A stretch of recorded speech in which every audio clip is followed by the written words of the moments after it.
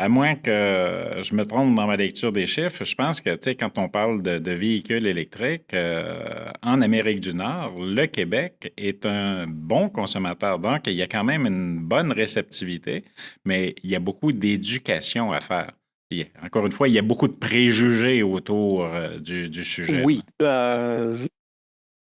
Si la fabrication de l'automobile électrique, des éléments, ce qu'on appelle les minéraux critiques stratégiques, qui sont près du 2 tiers plus nombreux dans un véhicule électrique versus un véhicule à énergie fossile, à essence. Euh, Si ces mines-là qui ont créé ces minerais-là pour le faire, la transformation, tout ça, ben c'est sur des sources d'énergie polluantes, ben on fait juste changer de mal de place. Oui, Donc, il y a de l'éducation, il y a de la sensibilisation à faire là-dedans, il y a une acceptabilité sociale, les médias doivent aussi faire leur part là-dedans pour essayer d'informer le mieux possible les gens et la société là-dedans. Mais il faut juste faire la bonne part des choses. Ce n'est en tant qu'individu ou de personne qui utilise un véhicule électrique, c'est sûr que je n'ai plus d'émanations de carbone. Mais si ta fabrication en a émis plus qu'un véhicule à propulsion, ben, on fait juste changer de mal de place. oui, tout à fait. Tout à fait. Dis-moi, pour éduquer davantage, là, tu sais, là, on arrive dans un sujet qui est un petit peu politique, là, mais pour éduquer davantage, pour informer davantage, y a-tu des pistes, y a-tu des éléments qui sont là? Puis, tu sais, tantôt, là, je reviens à ton minier, là, mais encore dans la croyance populaire, on pense que, Ouais. là, tu sais, que le gars, il est avec son pic puis ça pèle dans le fond d'un trou, là. Donc, tu sais, il y a des perceptions, là. Donc, c'est sûr que ça fait partie de l'éducation.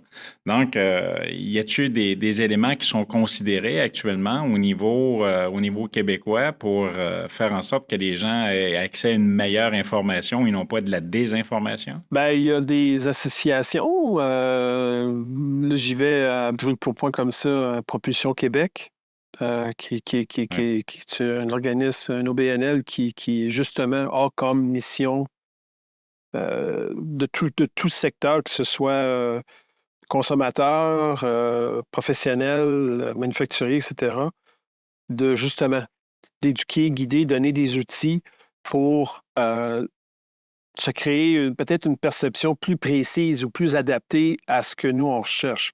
Donc, il y a des organismes comme ça qui existent. Il y en a plusieurs, entre autres au Québec. Là. Ce matin, j'étais avec C3, je pense que c'est C3-2, une chose comme ça, où est-ce que eux, ils sont dans la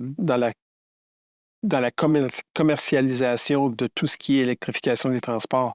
Il y a énormément d'industries de simulation des jumeaux numériques, ce qu'on appelle, oui, où est-ce qu'on peut faire beaucoup de simulation des choses avec soit les autos intelligentes, etc., tout ça.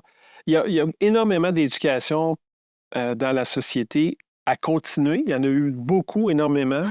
Il faut continuer pour que notre perception soit beaucoup plus large, beaucoup plus complète. Ça, je pense que c'est un travail sans relâche qu'il faut faire. Euh, Avec ça, deviennent les meilleures décisions. Tu vas prendre les meilleures oui. décisions avec plus que tu vas avoir d'éléments d'influence décisionnelle en main, meilleure va être la décision.